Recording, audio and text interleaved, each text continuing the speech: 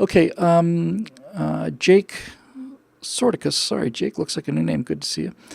Regarding the controversy of statements about statistical distributions, i.e. Dr. Peterson, Newman, and the wage gap, Ewan Molyneux on race and IQ, do you believe the controversy is generally due to a critic's ignorance, stupidity regarding statistical models, or is their outrage manufactured by cynically and knowingly distorting the meaning of a statistic? Having thought about this a great deal lately, one thing that has come out of this for me in a positive way in terms of going forward is a realization of just how complex things really are and how difficult it is to isolate this. When I was talking about, I don't usually use the wrong word, and I try to be very careful about the wrong word. But when I said in the Stefan interview that we don't necessarily have a money problem with poverty, we may have a cognition problem, I specifically didn't say we have an intellect problem. And I didn't say we have a black intellect problem. I said we have a cognition problem. By cognition, what I meant, I don't know. I would have said IQ, but I didn't. So maybe cognition wasn't the word I was looking for. A much better word, I wish I'd used it before, but I just didn't know the term before. What I was trying to say, and what I think all the rest of the work that I've done has been trying to say, is that what I was basically saying was these communities are lacking what Thomas Sowell called human capital. That's what I meant to say. That's certainly my intention, it's not a question of IQ so much as it's a question of human capital. And what that means is there are so many bad decisions that are made when you're surrounded by people who make bad decisions. You simply don't know any better. It's not a question of you're not smart enough to understand it. You have no way of knowing what the right thing to do is because nobody around you is doing the right thing. And as I said in that interview, I ought to know. I mean, I was stone cold broke for 25 years of my life, half my life, at least that long. I remember very well that I was probably 48, maybe something like that, before I consistently had four figures in the bank account. I mean, not hundreds of dollars, but, didn't dip below $1,000. I was probably 48 years old before that happened. Certainly I had the means to do better than that earlier. And the reason I didn't was because I just simply didn't really know how. It's not that I couldn't figure it out. I didn't really want to, and I was following this whole kind of, artist dream and all the rest of it and put up with all these hardships. But certainly if I had spent those 25 years surrounded by people who were tremendously successful, both financially and in business, I wouldn't have wasted that time. I wouldn't have spent 25 years just doing, this. It was just crazy. I just didn't know any better. So, what the best answer I can come up with to your question is this. And by the way, I think this also bears mentioning for somebody who's accused of white supremacism. If it turns out that all of that data is not only correct, but is in fact deterministic, it bears pointing out that according to this idea, Ashkenazi Jews have an IQ 15 points above white people. Asians have a significantly higher IQ than white people. So I guess I'm the kind of white supremacist who's really saying, well, we're smack dab in the middle. One of those guys. The reason I find this interesting is because if it's true that Asian IQ is 4 or 5 points higher than white IQ, then why are we kicking their ass so often? This is the first thought I had reading the bell curve. Why are we kicking their ass? Why was China in such a state of poverty China crawled out of the Stone Age in the year 2000. Hong Kong in 1999, China thinks that they absorbed Hong Kong, but Hong Kong absorbed China. And this is another point. That's why I thought that, this doesn't explain everything. It may not explain anything. What you're measuring may not explain anything, because if that IQ thing were determinate, then China and Japan and Vietnam and all the rest of these countries would be where the West is, because they have, according to this data, statistically higher IQs. But that's not the case at all. In fact, it's pretty much the reverse of the case. The West was the West was going to the moon when the Chinese were, still living in stone huts. I remember this to be true because I was editing video on it. Year 2001, I was, during the 9/11 attacks, that period of time, I was editing videos, a series of documentaries about China. I had 2 episodes. One of them was about the moon cake custom, I think, and the other one was something else. I don't remember which, but they had footage from 2000 and they had footage from 1992, and you couldn't cut them together. In 1992, people were wearing blue Mao jackets, and they were pushing ancient bicycles into housing that had stone floors. And 5 years later, you've got people in business suits with cell phones. You simply couldn't cut them together. It didn't look like it was the same century, let alone the same decade. So I remember reading this, and I don't know whether I said it on the show with Stefan or anywhere else, but I do remember clearly thinking, well, if they're so damn smart, how come we're kicking their ass? That's what I think is really going on here. And this is the problem.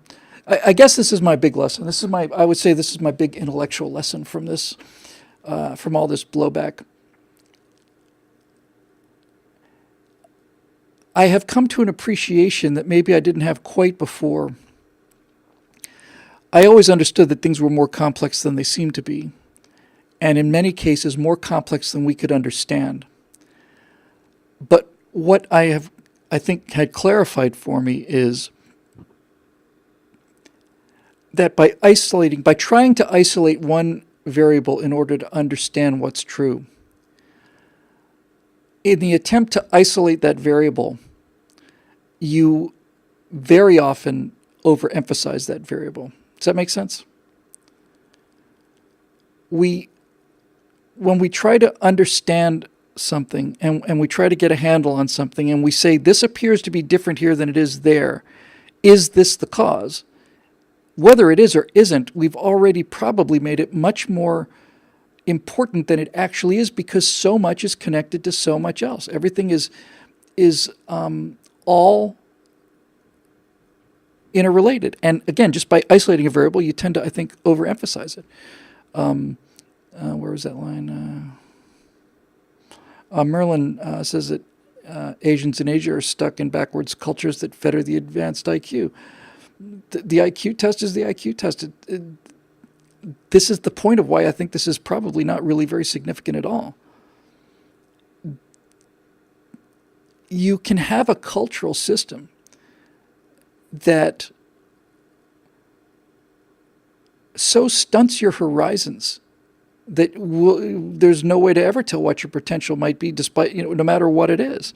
This is Sol's argument, certainly my argument. The whole reason I was talking about race in the first place.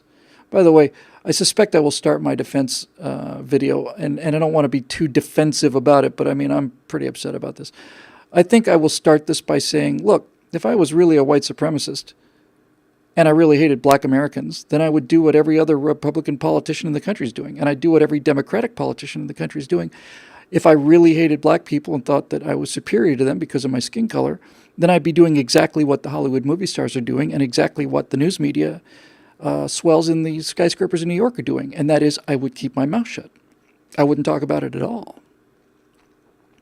Because 8,000 Americans are killed every year in these inner cities of ours, and if it was 8,000 celebrities or 8,000 TV anchors, we'd all be talking about this problem, which makes me actually realize that I genuinely, just based on the evidence, I must care more about inner city America, black America, than the Black Lives Matter movement or any of these progressives. Because whether I'm going down the right road or not, I'm trying to understand what's happening so that we can get a handle on why in every one of our major cities, 600-700 people are murdered every year. If anybody can remember this, I talked with Aesops about this. If anybody remembers me talking about a book called The Corner, I want to say I got it in, middle of the year 2015, somewhere around February, March, maybe a little earlier. Of all the books I've read on race and all the books I've read on crime and all of this, all of it together, the book that by far has had the biggest influence on me is not The Bell Curve or Coming Apart or any of this other stuff. It's The Corner, which is written by a big old liberal named David Simon. And it's the story of a family it's a true story. He lived with them for a year, of a family in Baltimore and their associates.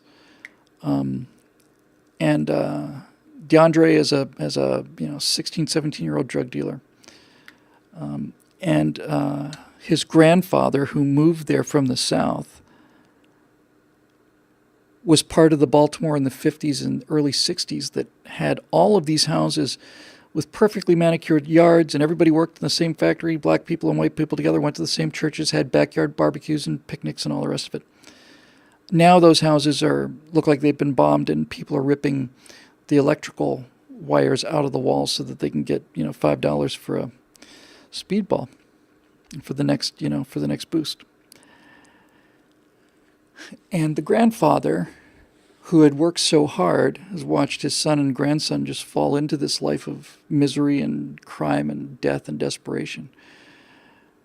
Basically says in front of the presence of David Simon that looking down the street he sees some drug dealers, and the black grandfather says, I think they should just kill all of them. I certainly never said that, and I don't believe that. But what he is saying is he can see the damage and the destruction that it's caused. But it's the middle character, it's DeAndre's father, that just I can't really let go of. He was, the pictures of him are so kind, and the stories about him are so kind. But this middle generation, not the generation that built Baltimore and all the rest of the country, for that matter, and not the generation that's ripping electrical wires out of the walls and peeling off aluminum to sell for scrap metal. The middle character wanted to be an engineer, was studying to be an engineer, was doing well, fell in with the wrong person, kind of fell in love with the wrong person, and he simply just blew up on his way into orbit. He fell into addiction, tried to get out, got a job for a while, worked the job, looked like he was maybe going to turn things around, then ended up taking longer and longer breaks. A bunch of white kids came in, and he became kind of like their guide to the underworld, and he started buying them drugs, and he started doing some more drugs, and in the end he dies of exposure or something in some crack house, pretty much by himself.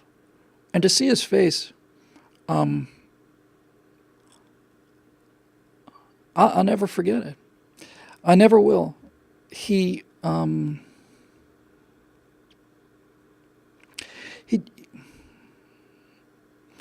just seemed he seemed so kind, and he was kind, and he was just talked about constantly about his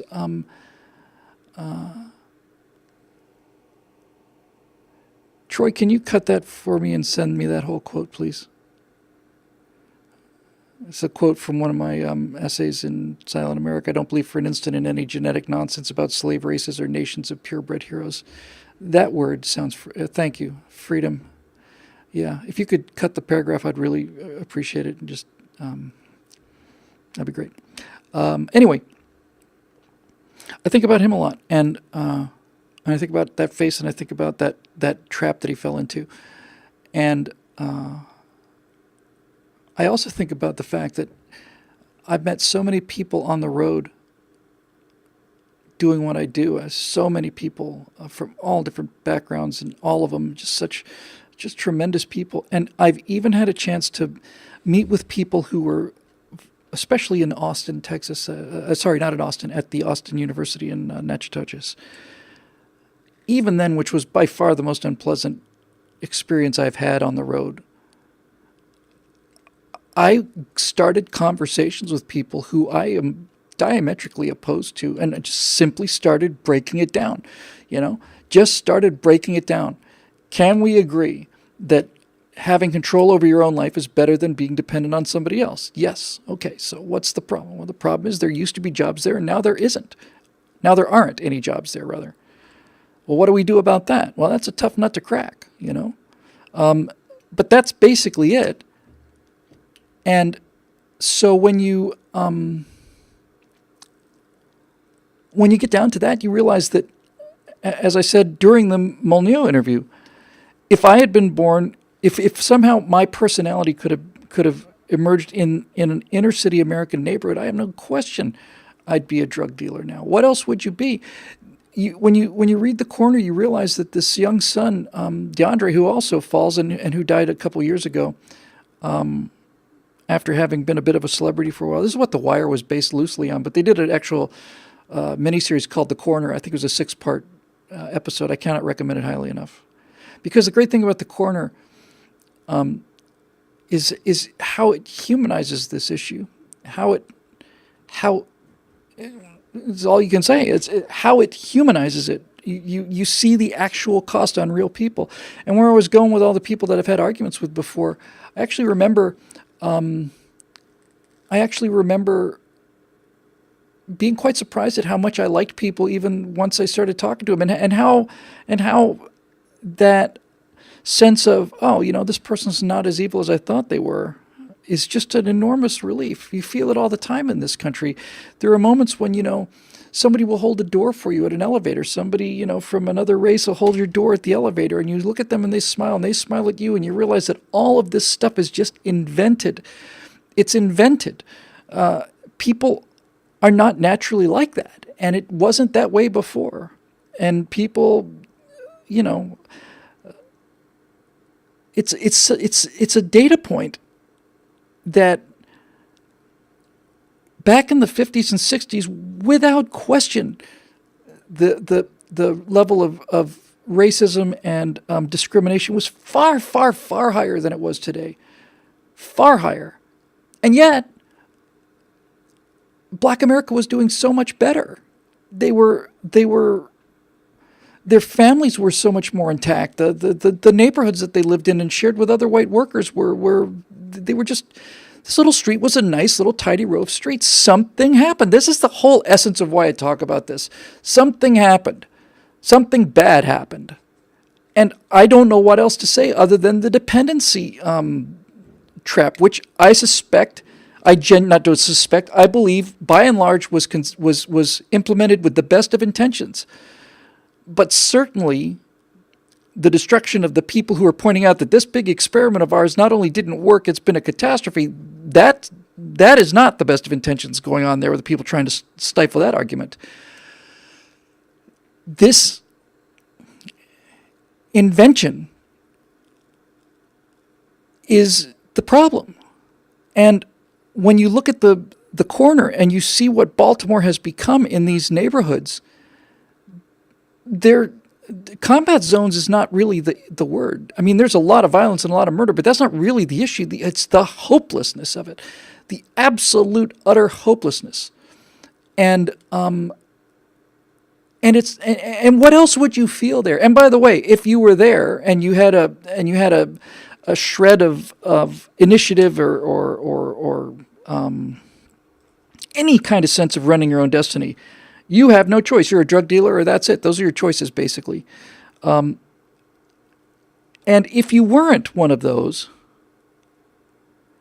and this is what you had to face every day, and there was an escape for 4 hours that cost you $5, I don't know who'd be able to resist it. I quite certainly don't think I would have been able to resist it.